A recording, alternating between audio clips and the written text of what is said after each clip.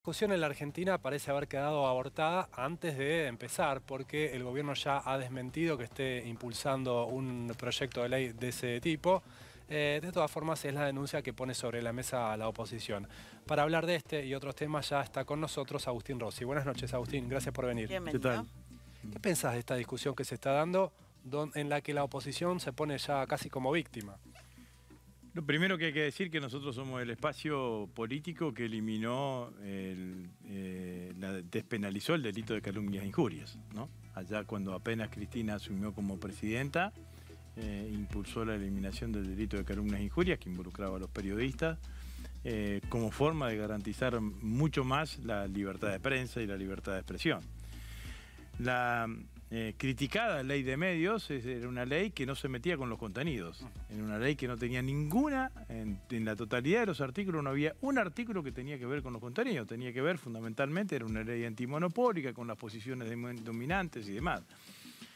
La realidad es que lo que yo creo es que existe en nuestra normativa legal y en nuestro aspecto, en nuestro sistema jurídico argentino, en nuestra normativa legal, herramientas como para penalizar de alguna manera estos escenarios, que no solamente son discursos, sino que son acciones, que la verdad es que nosotros, lo voy a hablar en primera persona del singular, digamos, ¿no? La virulencia del discurso político empezó en el 2008, con la crisis que tuvimos y la confrontación con las patronales agropecuarias por la 125. A vos te atacaron. De hecho, el apelativo de yegua viene ahí, para con Cristina. Viene claramente de ahí. A mí me agredieron 2 veces en la puerta de mi casa, que fueron a mi casa, y 3 veces en el auto. Conmigo adentro, ¿no? Rompiendo el auto, que era un auto de la Cámara de Diputados. Yo era presidente del bloque de diputados en ese momento. Yo podría, porque había elementos para denunciarlos, porque era agresión, porque eran 100 contra 1, contra 2, a veces iba con el actual presidente del bloque, con Germán Martínez, porque era agresión verbal, porque era agresión física, porque rompieron el parabrisas, por una cantidad de cuestiones. Y tomé la decisión de no hacer la denuncia. Tomé la decisión de no hacer la denuncia porque en ese momento me parecía que era echar más leña al fuego. Era generar mayor violencia social cuando había que tratar de lograr que la cuestión se apacigüe. Y hoy, mirado cómo terminó todo esto, me lo replanteo si estuvo bien o estuvo mal. Porque en algún momento habría que sentarse y decirle, che, hay un límite, esto no se puede hacer. No alcanza solamente con una declaración, ¿no? Con una declaración política después de repudio del hecho, que también sucedió, me acuerdo, con esos hechos, lo mismo que está sucediendo más o menos ahora. Era el sí, pero, digamos, claro.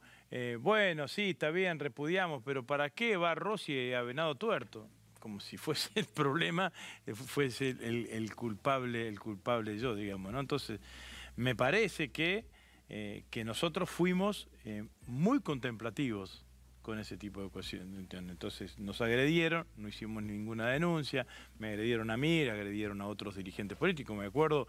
Los diputados de Tucumán, después de haber aprobado la 125, lo esperaban en el aeropuerto de Tucumán, los agredieron cuando salían. Bueno, innumerable cantidad de situaciones y nunca ninguno de nosotros hizo una denuncia ¿Y ahora penal. qué hay que hacer? Después te tiran las bolsas mortuorias enfrente de la Casa Rosada y no pasa nada. Te ponen una horca con una guillotina destinada a Cristina y no pasa nada. Bueno, entonces me parece que ahora hay que hacer cosas como la que se hizo con este señor de La Plata, del instituto ese, sí. un instituto que no sé quién, sé quién hizo la denuncia, hizo la denuncia y hicieron un allanamiento. Entonces, perdón, Agustín, ese centro cultural estaba denunciado y observado por organismos de derechos humanos hace muchos años, pues está nombrado en honor a un neonazi estadounidense que mató a 2 personas en una manifestación. Claramente, bueno. Pero recién ahora hay una denuncia. Hay una denuncia y una detención.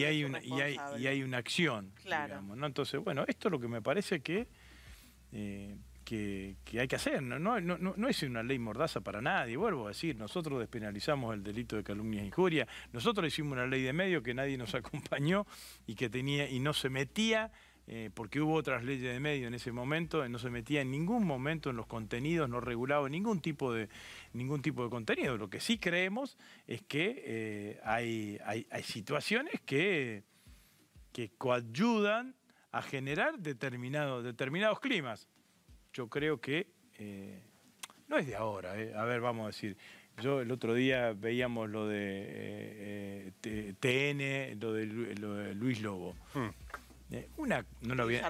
Guillermo Lobo. Una comunicadora de las más importantes, al lunes siguiente del fallecimiento de Néstor Kirchner, dijo que Néstor no estaba en el cajón. Mirta Legrand. Dijo que Néstor no estaba en el cajón. Entonces, y después una dirigente política, Carrió, dijo que el velorio lo había armado Fuerza Bruta. Entonces, desde ese lugar estamos viniendo.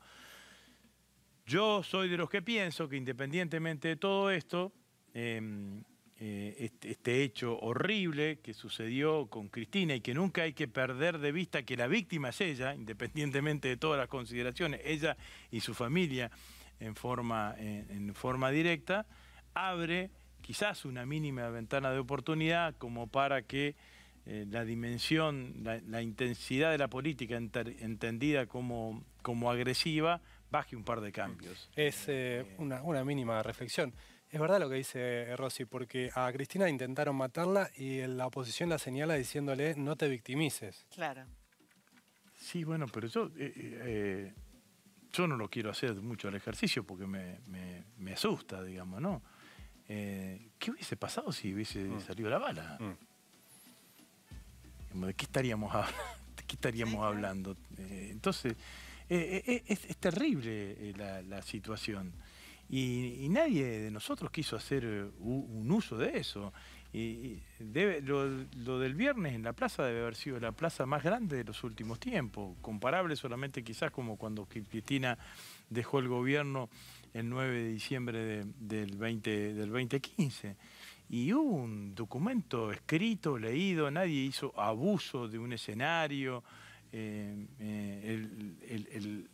el ojo estaba puesto en la gente que se movilizó, no en lo que pasaba arriba del escenario, no fue el presidente, no fue la vicepresidenta. Entonces, la realidad, se hizo un documento en la Cámara de Diputados, tuvimos que hacerlo votar primero porque si no se iban a ir sin votarlo, bueno, fue toda una negociación que se llevó en ese sentido, sin quedarse en el debate.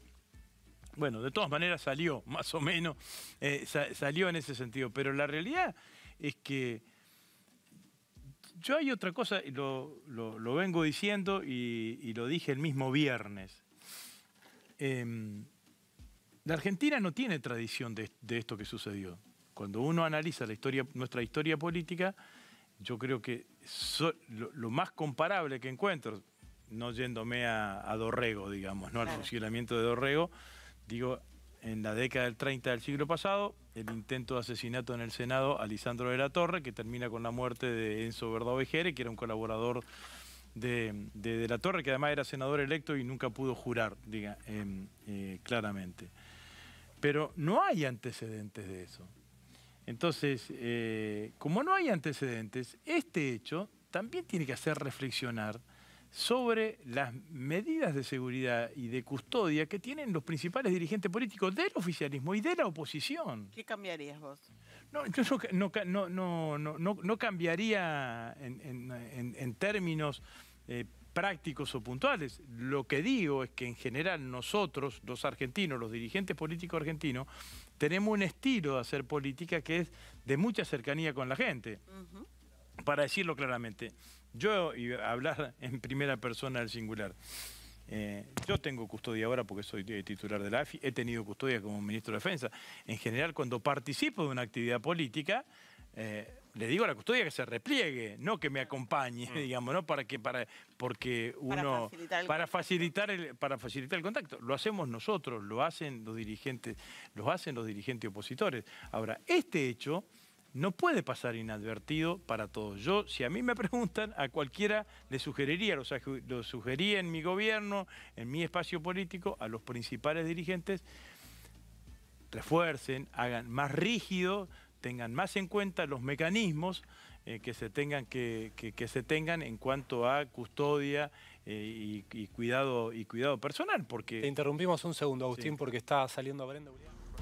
Seguimos con Agustín Rossi. Agustín, finalmente, ¿qué te parece que debería hacer el gobierno para intentar trazar una línea y dejar afuera, o neutralizar al menos, a los sectores que son antidemocráticos y que no creen en una convivencia pacífica y democrática? Bueno, me parece que lo que sucedió entre el viernes y el sábado marca una línea, ¿no? El sábado hubo dos momentos, digamos, ¿no? La sociedad en su conjunto que se movilizó en la plaza, la protagonista fue la gente que se movilizó en la plaza, no hubo ningún otro protagonista. En la Casa Rosada el presidente recibió a los distintos cultos, de la Iglesia Católica, a iglesias evangélicas, a representantes gremiales empresarios, representantes gremiales de los trabajadores, a los organismos de derechos humanos. El sábado en el Congreso de la Nación hubo un acuerdo entre todos los sectores políticos, más allá de, como decíamos recién, que hubo un sector que se retiró y no fue parte del debate. Y me parece que eso recrea, es una piedra basal como para decir que estos son los límites que la sociedad argentina no está dispuesto a traspasar. Y después lo que hay que estar es atento a, como dije anteriormente, hice todo el recorrido del 2008 en adelante, de decir claramente que hay cosas que no pueden pasar en la Argentina o que no son conductas o discursos que posibiliten una buena práctica democrática en nuestro país. Y ahí el gobierno tiene que estar atento con todas las herramientas que tiene. Muchísimas gracias. Muchas gracias a ustedes.